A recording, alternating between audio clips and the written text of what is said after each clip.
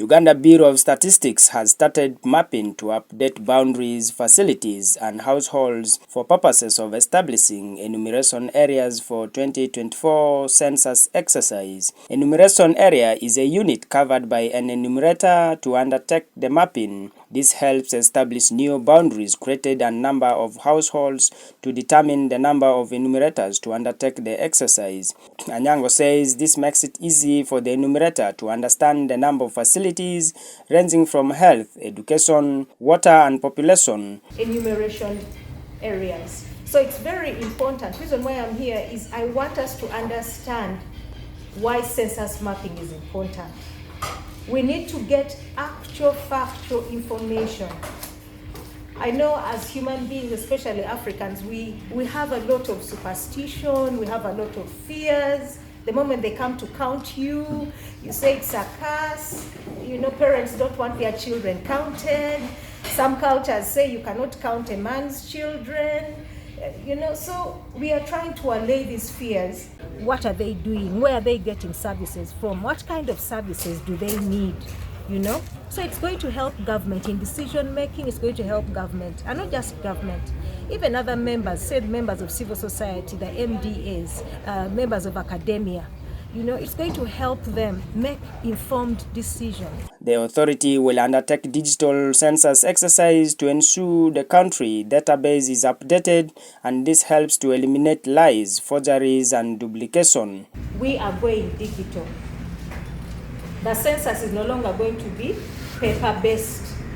Back then, we would send people out with paper, and then they come, someone sits under a tree and begins to concoct information. So you find that the people here at the district, you're saying you have, say, 2,000 city dwellers. But for us, according to the census figures, we are seeing 500. So that disparity is why we say no. Let us go digital.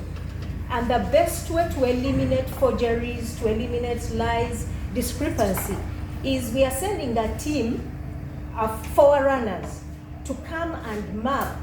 And each area they map, there will be a code, a coordinate that will be captured in our system.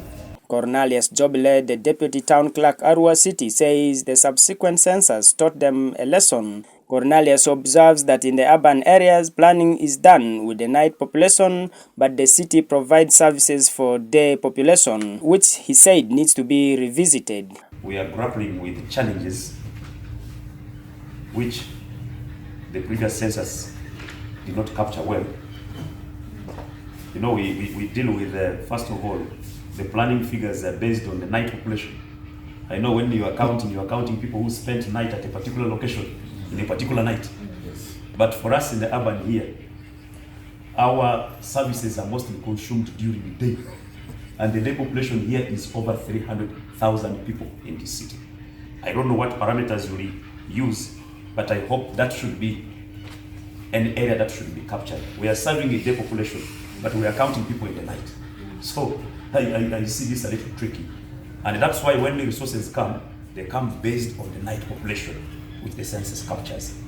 The second dynamic I'm interested to learn today is being a border city. We have quite a number of urban refugees here and migrants who have migrated here either voluntarily or they're displaced by other factors. For these kind of local governments like Arua City, which receive people from the neighboring countries, I want to believe that something should be done to capture that segment of the population. They are here. Unfortunately, our refugee policy doesn't recognize the urban refugees unless they're stationed in the Kampala. Wadisa Mnyakwa, the mayor, Arua City, brought to the attention of UBOS officials to cater for cells that have large area. He appeals to the UBOS officials to ensure people employed to undertake the census exercise are paid timely to avoid complaints in their offices. For us local leaders, we don't want headache of using people and then you don't pay them, you don't deliver what we supposed to be for them, then later they run to mayor, they run to RCC. No, we don't like it. I want to shield that you do everything transparently. Charles Ichogor, the resident city commissioner, Arua, is pleased with the digital system for the census, hoping it will provide accurate information. He warns religious denominations that block census exercise, asking them to comply with those undertaking the process. They are prophets. That will be my docket as security. They are prophets of doom. They are religious denominations that are against some of the government programs like this one. Please, the technical people who are on the ground, if you get any hiccup from the religious denominations, the pseudo-religious denominations, you should inform security so that we get accurate results.